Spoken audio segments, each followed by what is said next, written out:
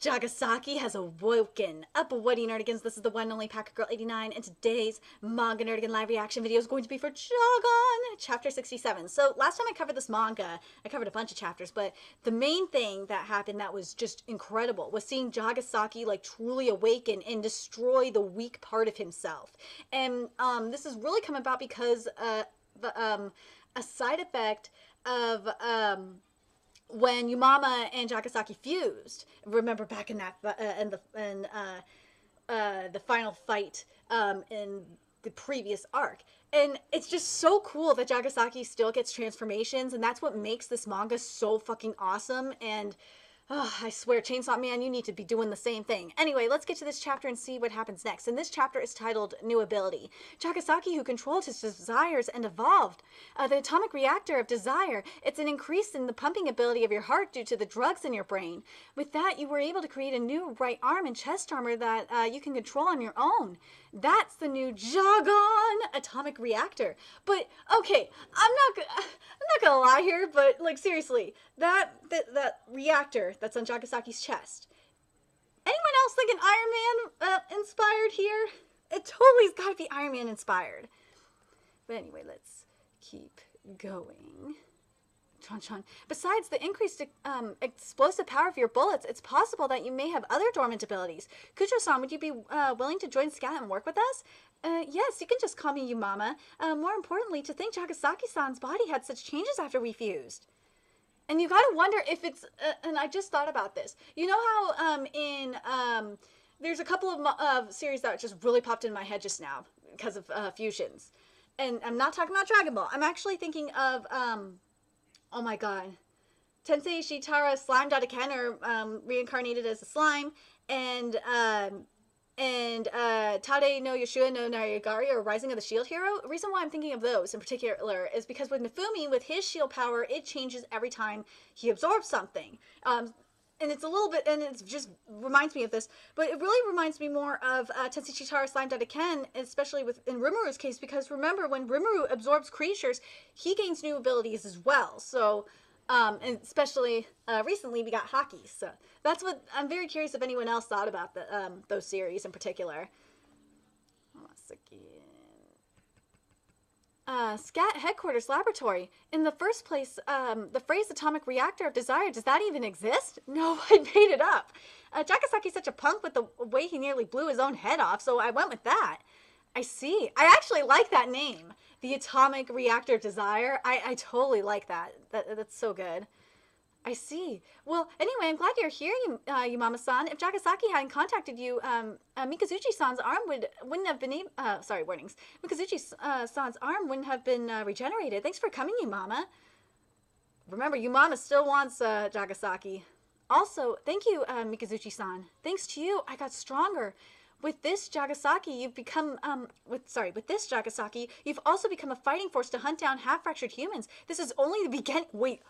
This is only the beginning? Ooh, okay, I am really hyped because if this is just the beginning of Jagaaaaan's new transformations that we're gonna get, oh, I am ready for this shit. I am ready. What I'm hoping we're gonna get is something similar to what we saw at the beginning of the manga with Jagaaaaaan, where we had the evolution of guns, and his right arm go on. I hope we get something like that going on with each fight. That would just be really fucking cool.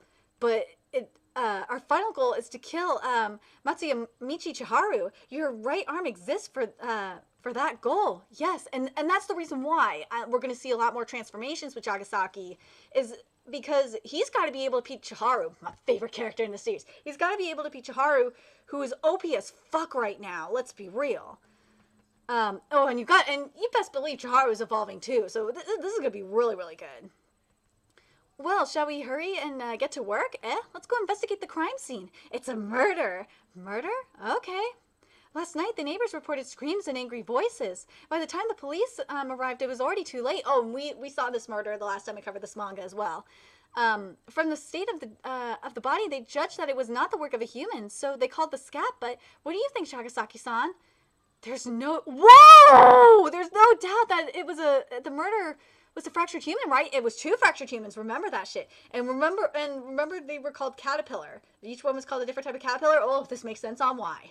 whoa, this makes sense why. But holy, we didn't see this part in particular when the murder was occurring. But holy shit, this is some fucked up shit. And this is, you motherfuckers wonder why I call Jagaaaaaan the most disturbing things I've ever read. This is partially why. Yeah, it's pretty brutal, huh? What are these? Papa? Beep. Beep. No response to frenzy frogs. It's evident that it's not the work of a human. Actually, in the past 2 weeks, 7 other similar pupa have been discovered. The victims are all connected. They were from the same year in middle school, just like this family that was killed. The male victim this time was also from the 23rd batch of graduates from Buppa Municipal Keiko Middle School and is being investigated as part of the same set of crimes.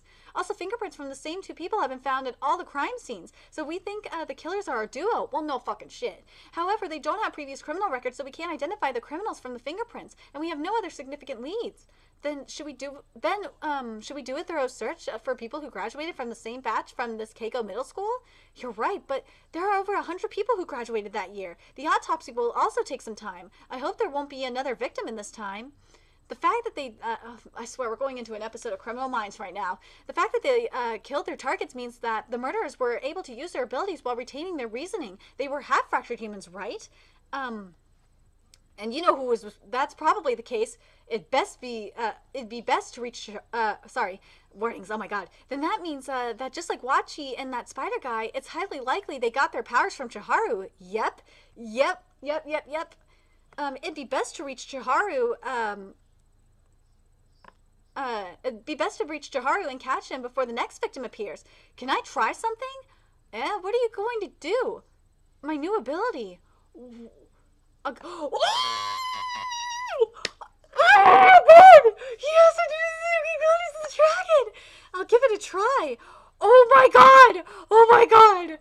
Oh my god. Wait, what are you thinking, Jagasaki-san? Are you trying to blow him up? It's okay, I can manipulate this bullet. Oh my god, this is so cool! Oh my god!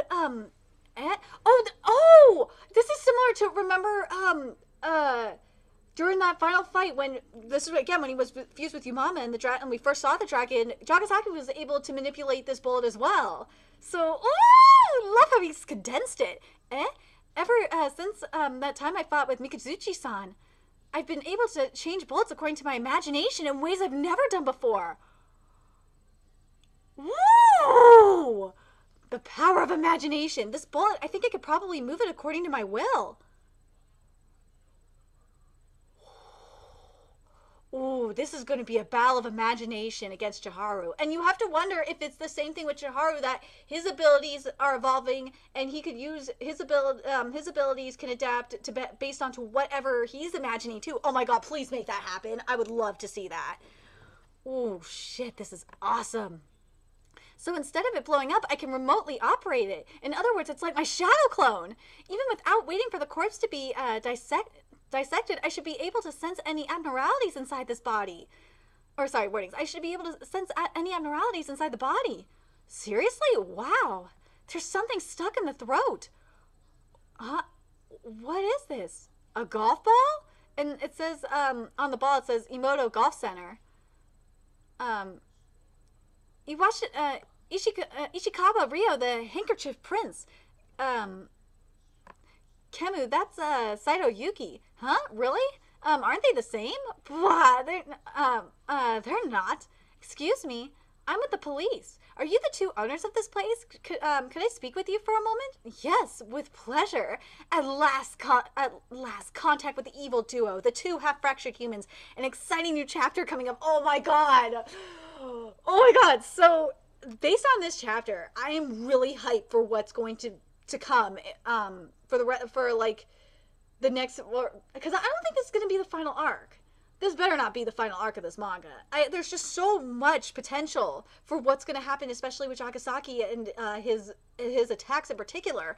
I really like this concept because remember it was called the Atomic Reactor of Desire, and the bullet. Like I just love that we're going to have like different bullets. Based on Jagasaki's imagination and his desire, and it's going to come to life. And again, you have to wonder if the same thing is going to be going on with Chiharu, because Chiharu is going to be evolving as well. But I would love to see Jakasaki like eventually become a full-on dragon or something, or have like a shadow clone become a dragon. Like that would just be really fucking cool, but we'll have to wait and see.